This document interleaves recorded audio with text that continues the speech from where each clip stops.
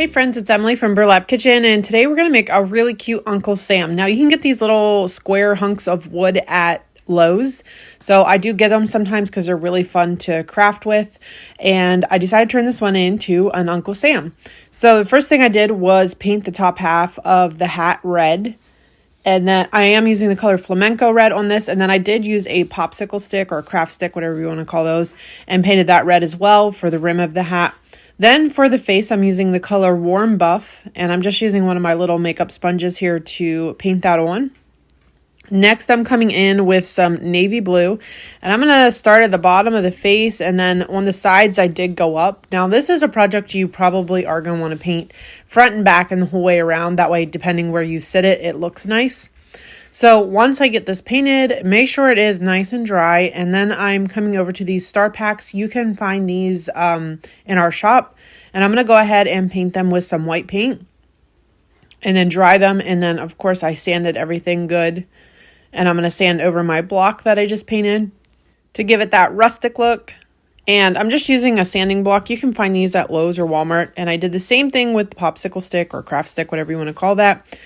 And once everything was sanded, I came over to the hat and I started drawing on some stripes. I'm just using a small paintbrush and some white paint, and I'm just freehanding it. So my stripes are not exactly even, but it still looks super cute.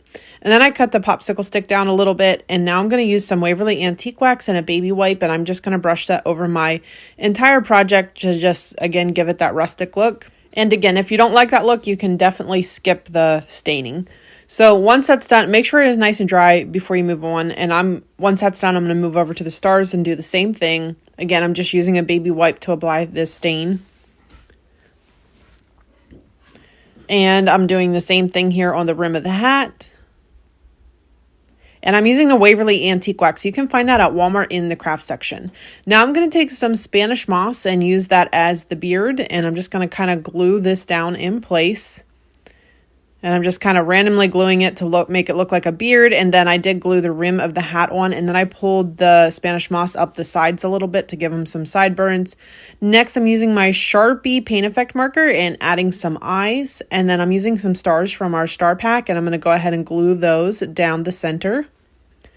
And then I did put a little bit of whites in the eyes just to add a little something extra. And then I decided you needed a nose, so I took a little half bead and some more of that warm buff color and just painted it and did the same thing and stained it. And then made sure it was nice and dry, and I glued that in place.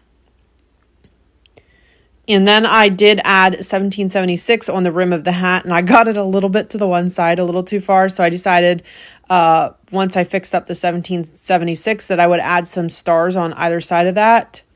So I did sand that to give it the rustic look again. And then I'm just going to add a star to just kind of balance everything out.